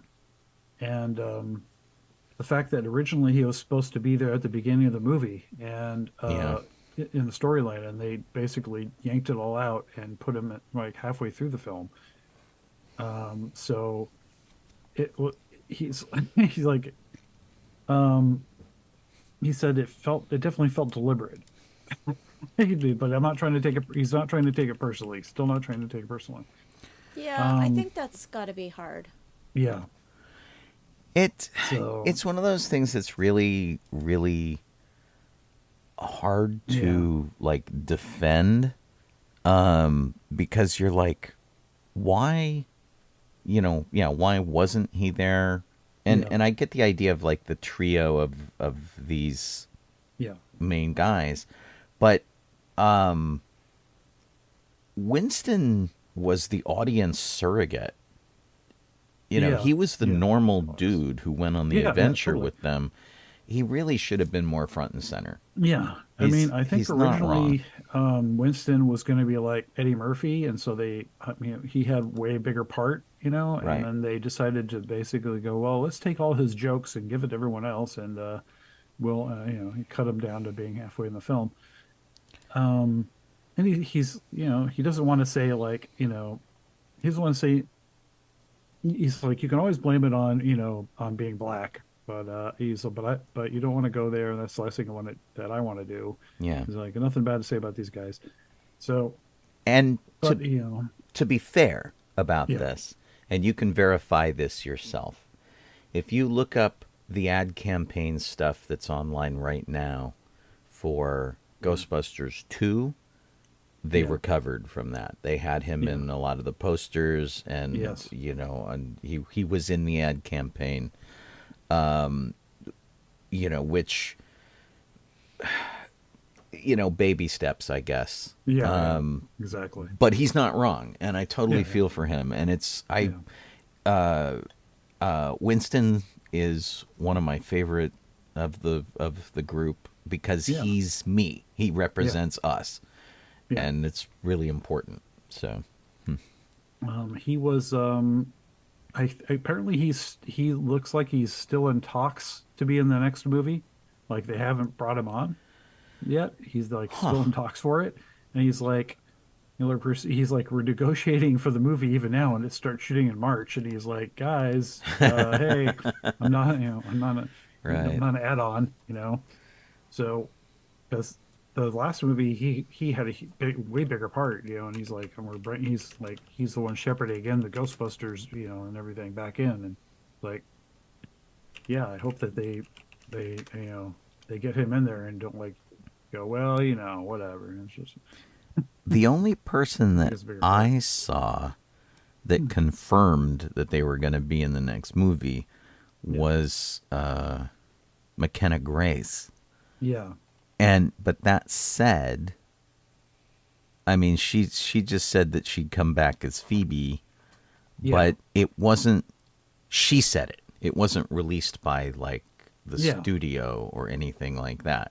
So I don't know that they've announced any of these people are like officially back. I hope I hope something, they get told something soon, since they said they're shooting in March. Well, and so here's the thing. This is going back to, how old is this? This is 5 months ago. Yeah. And this is from Jason Reitman. It says, the character of Winston Zeddemore and Zeddemore Industries figures strongly into the future of Ghostbusters. Yeah. And so, I mean, that's... he has to be in this new movie. And that's Reitman specifically saying that Ernie Hudson will be back. So I hope they get off their duff and, start committing to people. Yeah. Because, I mean, with the setup at the end of the last movie, that's what we want to see. Yeah, totally. And if you saw Extreme Ghostbusters, that's what we did get. Winston was still in charge of the Ghostbusters. He brought in a new crew of kids, college kids. Yeah. So we'll see. Disney's Haunted Mansion movie was supposed to be coming out in, I believe, November or October. It is now been pushed earlier to July because Disney swapped it with the Marvels. Earlier this year? They're releasing it like 4 or 5 months early? Yeah. Wow. Actually, it's not 4 or 5 months early. It says 2 weeks earlier than previously announced. It was supposed to be August 11th, but now it's going to be July 28th. Oh, I thought you said it was supposed to be in November or October. I thought it was. I was mistaken. But the Marvels was supposed to release in July, and now the Marvels is moving to November 10th. Oh, see, So Haunted Mansion is free to move back to July 7th, where it will be up against the movie Barbie and Mission Impossible Dead Reckoning Part 1. Wow. Oppenheimer. But I I thought don't for sure they'd remember. release it around Halloween. You'd think, yeah. And actually, it that's what I would figure. seems like August 11th was a better date for it than July 7th. Although it's hitting theaters on July 28th, so probably the people that saw those other movies on July 7th will be done with it and ready to see something new at the end of July. Could be. But I don't remember how much detail we got into about who has been cast in this, who's playing what parts. But Rosario Dawson is playing Gabby, a single mom who moves into a surprisingly affordable New Orleans mansion with her 9-year-old son in an effort to start a new life. When they discover ghosts in the house, they reach out to paranormal experts, including Owen Wilson, a priest, Tiffany Haddish, a psychic, and college history professor Danny DeVito.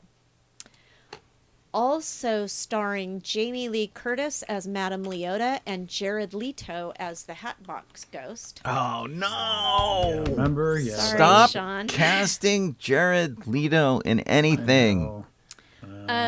They also have Lakeith Stanfield, Winona Ryder, Dan Levy, and Hassan Minaj in unnamed roles. And maybe, maybe Jared won't ruin it so much with all these other people being in it. So, Yeah, I mean, maybe he'll just quietly hold his own Yeah. severed head up. yeah, it'll be like, Yeah. the second Blade Runner, where he's like, not a big part, just he's there. Yeah. Just ruin it. Sean, I you don't want know. to talk about now that you've had your disappointment with the Yeah, show? it just kind of sucks. More disappointment, depending on your point of view, is that if you've listened to the show for any length of time, you know that Jeff and Kit and myself have made appearances on The Goldbergs, the ABC TV sitcom that was started by Adam F. Goldberg about his life experiences growing up in Jenkintown, Ohio. Jenkintown, Pennsylvania. Sorry, not Ohio. Thinking of the other one. Oh. So The Goldbergs is in its 10th season. And they're planning on ending it first week in May. It will be the final episode of the entire season. They're going to retire it. They've had some ups and downs. Jeff Garlin, the dad, has exited the show. They had to deal with his character's passing on the show. They actually lost George Siegel, who passed away, who was the grandfather on the show. He died in 2021. So they've been up and down.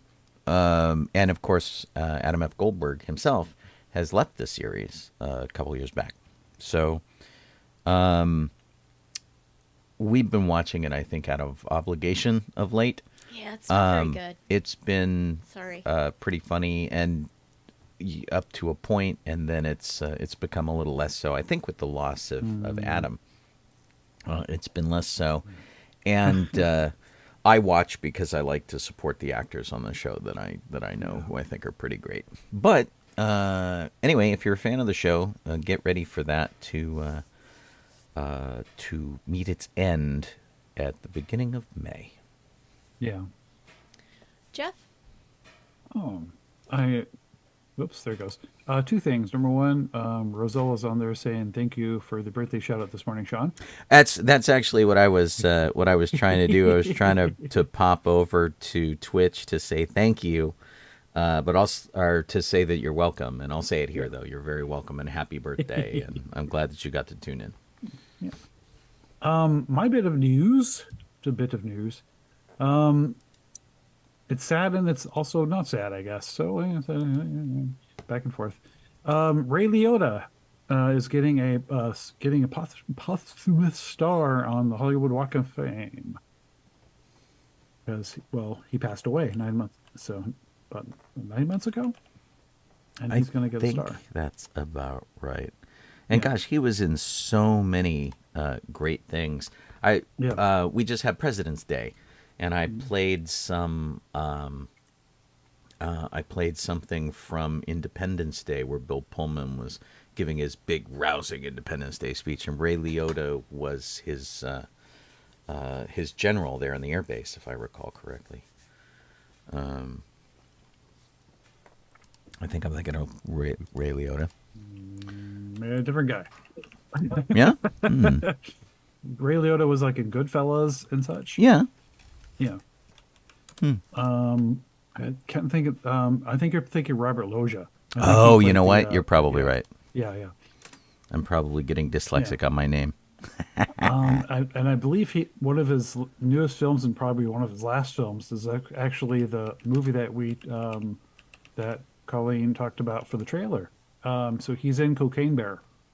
Oh, is he really? That's what killed him. Oh, yeah, you're right. I'm totally confusing him with Robert Loggia. Oh my He gosh, was also he in is Field in of Dreams Cocaine and Bear. Something Wild and Goodfellas. He was in well, Marriage Story, which I didn't see. Yeah. Just that. He's actually in 3 movies that haven't come out yet. Oh, really? 'Cause 4 if you count Cocaine Bear because it's technically coming out in a couple of hours. Yeah. But Fool's Paradise, which is completed April 29th, 1992, which is in post-production, and Okay. Dangerous Waters, which is in post-production. So is he? When he passed away, did he just fade into the cornfield like Shoeless Joe? Yeah, I think so. Yeah, just totally. That's pretty funny. I do not have anything else in the list that You want to talk about? I want to talk about. So I will Well, hand that over to Sean. I mean, we've It's only. not a big list. Yeah, it's the smallest not. time around. Let's see. What do we got here? Or we could just talk about our upcoming weekend. Oh, geez. Yeah, that's true. I'll mention these quick this quick thing though. If you were a fan of the Mighty Ducks series, which has gone on for 2 seasons, Disney has canceled that. Game Changers is done. So if you were enjoying the whole Mighty Ducks retro vibe, Yeah. no more. So sorry about that. Gotcha. I tell you. I could say that there's another movie that's coming out tomorrow that is called Die Hard, the movie. Someone's trying to kill Kevin Hart? Apparently. It is a fictionalized version of Kevin Hart trying to become an action movie star played by Kevin Hart. Oh, All right. Cool. So it sounds completely silly, and it comes Gotta see out it. tomorrow on Amazon Prime, so everybody Nice. has the opportunity to see Okay. it. Josh Hartnett is in it. Playing Josh Hartnett. John Travolta is in it. And Jean Reno is in it. Oh, cool. So it's actually has a little action cred. Oh, and Milana Vaintrub's in it. There. Woohoo! Awesome. Milana Vaintrub. Milana Vaintrub, absolutely, that? absolutely love her. She was a person who was tapped to be Squirrel Girl, and they never made her movie, which really Jerks. sucks. Yeah. She's probably best She's known. in This Is Us. She's probably best known as Lily from the AT&T commercials. Yeah. Oh, but This Is Us is not what I thought it was. Yeah. That video game that was made into a The a Last TV of Us The is what you're Last of thinking of. Us. Oh, Oh. okay. Yeah. Okay, now it's Jeff's turn to screw something up. I know, what the heck. My only thing is that I saw Venom 1 and Venom 2. Venom 2 I think was a lot more of a fun movie than Venom 1. And so they're making number 3. It started pre-production. So they must have made some money. Yeah. I think it's the bigger of the Marvel productions that Sony has been putting out that have just been Sony, not Right. not Marvel Studios, so to speak. That's funny. So we were gonna go as a group to Yeah. do Riverside the Riverside Dickens Festival, but Yeah. blizzard warnings. They canceled the it. event, Yeah. and It's, other. come And, down. and to be honest, when we started hearing the weather forecasts, I went, chance of rain. I don't cold. I don't know Yeah. if I want to do it. There was nothing about it that made me want to go do that in then- the rain. And then Exactly. they said it's going to be a blizzard. There's a possibility it will snow Right. or hail at that elevation, and yeah, Well, not so prepared be for warm enough. snow. Colleen and her friends wear fancy dresses. My dress isn't very fancy. Our steampunk group, they hate fish, go in wool navy togs of centuries past. And Jeff and I go as chimney sweeps. And honestly, if we get soaked in that stuff, we're leaving little black puddles everywhere we go. Oh yeah, that would be so it's gross. not going to be good. Yeah, and I would just smell like a wet dog because there's wool involved in mine. yeah, it's not cool. So Yeah. So my plan now is to sew, and by that I mean sit on the couch and watch movies. and watch So television. like the wind. I worked on my car a little bit last weekend. I got some good stuff done to it, so I feel kind of good. Excuse me about that. I have a couple of art projects I want to do that I can do from here. I I promise. actually am kind of fired up to sew. I promised somebody I would make something for a kind of an emergency costume. So Okay. that should be fun. I'll tell You you didn't promise about it when it's all done. Someone that you were going to help them with their colonial era No, cavalry. custard Excuse me. costume. Right. This is Someone asked for help with a colonial era. They're going General to a mystery Custard. party as General Custard. So does anyone have a colonial era hat he I can mean, borrow? it's a good It- dessert. it And then was- someone offered him an Abraham Lincoln Abraham hat. Lincoln hat. It was General Custard at Little Bighorn with the saber. Right. Gotcha. I did ask for clarification on whether he did mean, in fact, General Custer, and I said since he wasn't alive during the colonial era, you probably want to aim more for Civil War, and you're looking at like a cowboy hat with insignia. He Yeah. actually ended up with a Civil War kepi. Which Yeah, was- I don't have any Union stuff, so I Frozen couldn't really help custard. him out. A real bummer. yeah. But yeah, this was on one of our Buy Nothing groups in the area. Oh, okay. Where we trade stuff all the time, and it was Okay. a legitimate request. It's just I don't think anybody could really help him out, and the fact that Yeah. No, his somebody information, did. Somebody loaned him the kepi, a Civil War Okay. kepi. Yeah. yeah, I mean, if he wears it this weekend, he'd be frozen custard. right. Well, and so the interesting thing about General Custer, he was super flamboyant, and so he had custom made velvet cavalry uniforms And that's Awesome. even that nobody more wore. exciting. So, like, if you're water. trying to specifically be Custer, there's no cheap way to do it. It's Yeah, but I mean, it was a murder mystery That's funny. party. So is that what it was? wasn't- He didn't say when you yeah, told he me did. about it. Sorry, so. I didn't tell you that. You did not. Yeah. So I thought maybe he was trying to do something at a well, school or he something. also had like a 1-day notice. So, Mm-hmm. but I thought it was funny and fun. It is funny. It was definitely kind of sad too at the same time. It's like, Sorry, it probably wasn't as sad as I made it out to be. but well, just yeah. All right. Autocorrect being what it is, I guess. Right. But yeah, we're probably going to be more homebodies Yeah. than normal. We're I wanted just, to go to Micro Center and look at new Oh. computers. We're celebrating Rose's birthday on Saturday, so In house, or are you guys going Yeah. somewhere? yeah, here I think. I Cool. don't know if we may go somewhere and eat, go out somewhere and eat or something, but I think our plan was to be here. So we'll see. Randy Randy, Pike says, Custard got sued. Yeah. Yeah, that didn't work out so well. Yeah. Radio. Well, cool. Hopefully you guys have a really tremendous weekend. Stay warm and safe and dry.